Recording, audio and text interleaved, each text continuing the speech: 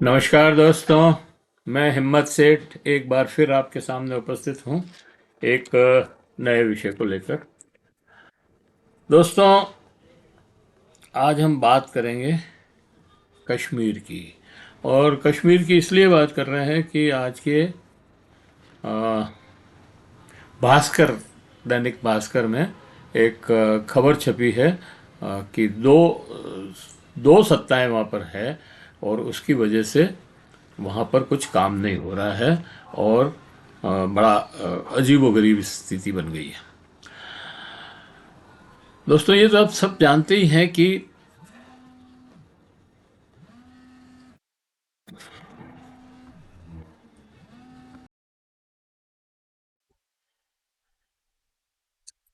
तो दोस्तों, कश्मीर की कहानी ये है कि वहाँ पर 2019 के पहले 19 के बाद, मतलब जो 370 धारा लगी हुई थी 5 अगस्त 1970 2019 को हटा ली। हट गई धारा, उसके बाद वहाँ पर लद्दाख की अलग यूटी बन गई, कश्मीर और जम्मू कश्मीर की अलग यूटी बन गई। यूटी मतलब यूनियन टेरिटरी, और मतलब केंद्र शासित प्रदेश। लगा था कि केंद्र के सीधे संपर्क में होने, सीधे शासन में होने से यहाँ के लोगों को कुछ राहत मिलेगी, लेकिन कोई राहत नहीं मिली। अफसोस की बात यह है कि पिछले 7 सालों से स्थिति और बिगड़ी है। केंद्र को सीधा केंद्र का सीधा प्रशासन होने से वहाँ के स्थानीय लोगों को भारी नुकसान हुआ है और लद्दाख के लोग तो बुरी तरह बौखलाए हुए हैं। उन्हें कोई राहत नहीं मिली, उल्टा जो काम जम्मू कश्मीर से हो जाता था वे काम भी दिल्ली को की सत्ता में अटक गए हैं। उनको ये लगता है कि हम पहले कश्मीर के गुलाम, जम्मू कश्मीर के गुलाम थे और अब हम दिल्ली के गुलाम हो गए हैं। इसके ज़्यादा कुछ भी उनको फर्क नहीं पड़ा। वहाँ लद्दाख की कोई, दिल्ली में लद्दाख की कोई सुनने वाला नहीं है। सोनम वांगचुक जो एक इंजीनियर हैं, वैज्ञानिक हैं, उन्होंने बहुत बड़े बड़े मतलब ग्लेशियर और ऐसी चीज़ें बनाई है। ग्लेशियर बनाया उन्होंने उन्होंने टेंट, मिलिट्री के लिए ऐसा टेंट बनाया जो बाहर 15 माइनस टेम्परेचर डिग्री में भी अंदर जो है गर्म रहता है। तो ऐसे वैज्ञानिक और इनोवेटर थे वो, देशद्रोही बता करके जेल में बंद कर दिया है।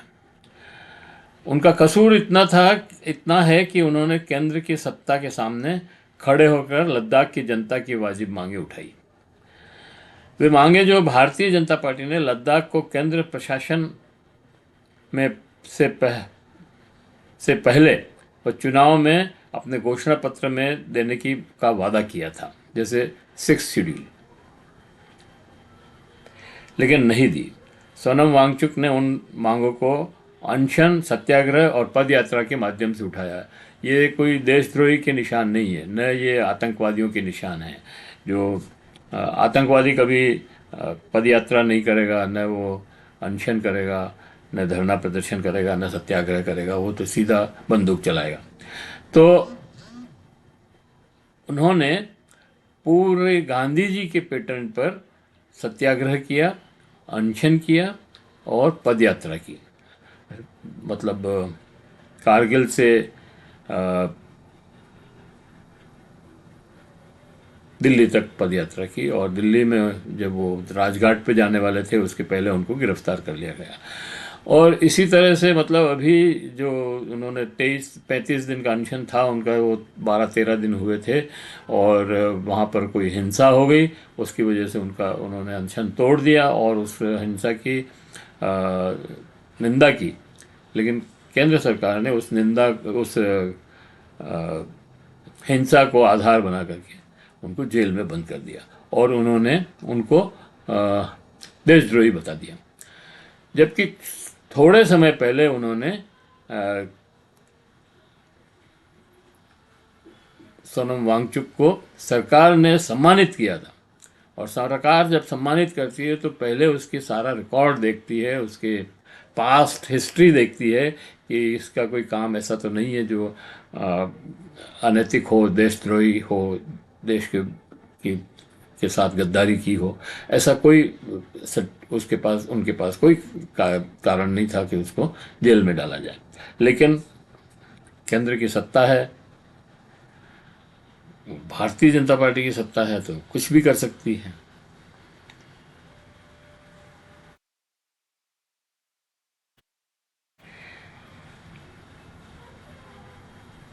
वहाँ लद्दाख में लोग त्राही त्राही कर रहे हैं, उनके पास रोजगार नहीं है, उनसे ज़मीनें छीनी जा रही है, और पर्यावरण और पोल्यूशन का अ, ख्याल रखे बिना ही बड़े बड़े प्रोजेक्ट की योजना बन रही है। ऐसे में जो वहाँ के लोग हैं वो बहुत परेशान हैं। अ, इधर कश्मीर में भी चुनाव तो हुए। कश्मीर में 7-8 साल बल्कि के राष्ट्रपति शासन लागू था, उसको हटाने के बाद जब अभी चुनाव हुए, चुनाव तो हुए और मुख्यमंत्री भी उमर अब्दुल्ला चुने गए, लेकिन उनके पास कोई अधिकार नहीं है।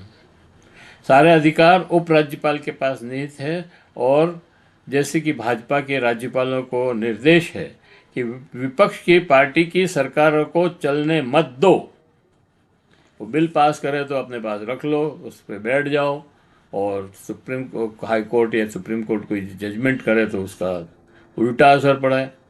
तो ये बहुत सारी चीज़ें हैं ऐसी जो अ,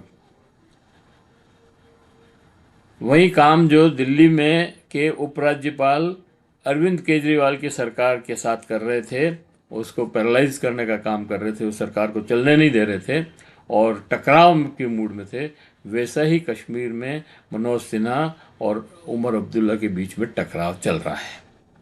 मामला दिल्ली और कश्मीर का ही नहीं है। जहाँ जहाँ विपक्षी दलों की सरकारें हैं, भाजपा के मुख्यमंत्री भाजपा के मुख्यमंत्री नहीं हैं, और केंद्र के मुख्यमंत्री दूसरी विपक्षी दलों के मुख्यमंत्री हैं, वहाँ पर राज्यपाल जो है अपने आप को मुख्यमंत्री से भी ऊपर सुपर चीफ मिनिस्टर समझते हैं और बनने का प्रयास कर रहे हैं। पश्चिमी बंगाल में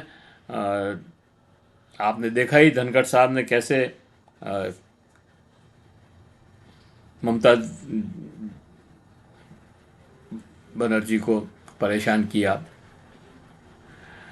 तमिलनाडु का मामला अभी हाई कोर्ट सुप्रीम कोर्ट में था, आपने देखा ही कि 10-10 महीने तक अ, राज्यपाल अ, बिल विधानसभा से बिल पास किए हुए पर बैठ जाते हैं और पास नहीं करते हैं उसके ऊपर। उन्होंने सुप्रीम कोर्ट ने आदेश दिया कि ये सब बिल पास किए हुए माने जाएं। हाँ, हाई कोर्ट, हाँ सुप्रीम कोर्ट ने। और उसके बाद एक नई बेंच बनी, उसमें ज़रा रिलैक्सेशन हुआ है इनके लिए, लेकिन फिर भी वो इतना पहले की तरह तो नहीं बैठ सकते। अब आपको ये जवाब तो देना ही पड़ेगा कि आप क्यों नहीं पास कर रहे हो। तो क्यों, या तो साइन करो, या लौटाओ, या राष्ट्रपति को भेजो। तीनों ही काम नहीं करके आप लेके बैठे रहोगे, ये अब नहीं चलने वाला है। तमिलनाडु, केरल, तेलंगाना और पंजाब के हाल भी बेहतर नहीं है, इसी तरह के हाल है वहाँ पे भी। और जहाँ भी दो पावर सेंटर होंगे उनमें तालमेल नहीं होगा तो वहाँ खींचातान तो होना स्वाभाविक है। और जहाँ राज्यपाल को सीधे ऐसे निर्देश हों कि उनके लिए तो ये और ज़रूरी हो जाता है। 2014 के पहले भी केंद्र और अलग अलग राज्यों की सरकारें होती थी, अलग अलग पार्टियों की सरकारें होती थी, और उस समय भी लगातार कोशिश होती थी कि विरोधी दल की सरकारों को कैसे भी गिराया जाए।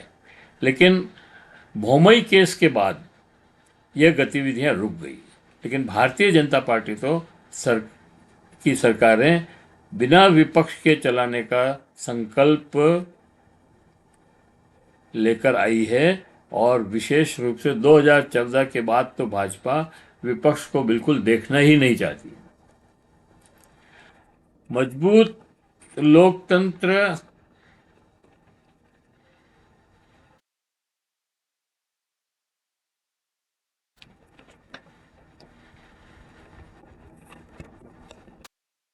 राज्यपाल जैसे संवैधानिक पदों पर बैठकर लोकतंत्र को कमजोर करना बहुत ही निंदा करने जैसा है। लेकिन भारतीय जनता पार्टी केवल एक ही बात में विश्वास रखती है, सत्ता, पावर, एब्सोल्यूट पावर, उसके लिए वैधानिक अवैधानिक कुछ भी करने को तैयार है। यह हम महाराष्ट्र में देख चुके हैं।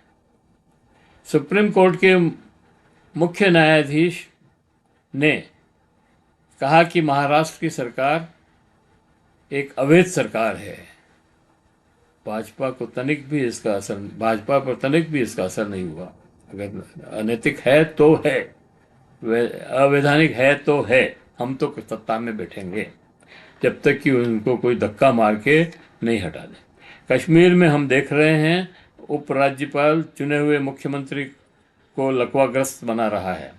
फाइलें राजभवन में लंबित पड़ी है। राज्य मशीनरी किंतव्य विमूढ़ है, क्योंकि किसके आदेश को माने, विशेष तौर पर ट्रांसफ़र पोस्टिंग के। इसके चलते राज्य का काम ठप पड़ा है, बेरोजगारी बढ़ रही है। जम्मू कश्मीर पुलिस एवं प्रशासन और लॉ एंड ऑर्डर दिल्ली के हाथ में है, जो एक नई मुसीबत पैदा कर रहा है। डर और निर्भरता का माहौल है। नेता गिरफ्तारी से डर रहे हैं। कश्मीर की सरकार गिरने से भी मुख्यमंत्री उमर अब्दुल्ला डर रहे हैं। कश्मीर में सरकार तो चुनी हुई है, पर सत्ता निर्वाचित नहीं है।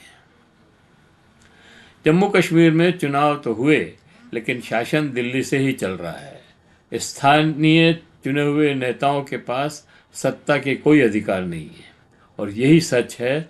यही हम इस वीडियो को समाप्त करते हैं। आशा करते हैं कि आपको ये वीडियो पसंद आया होगा। पसंद आया हो तो लाइक करें, फॉरवर्ड करें और लोगों को भेजें। और अगर आपने अभी तक भी हमारे YouTube चैनल महावीर समता संदेश को सब्सक्राइब न किया है तो सब्सक्राइब कर लें, बेल आइकन दबाना न भूलें। और अगर कमेंट बॉक्स में जाएं, कमेंट लिखें, सुझाव दें। आपके कमेंट और सुझाव हमें और बेहतर करने की ओर अग्रसर करेगा। जय हिंद, जय भारत, धन्यवाद।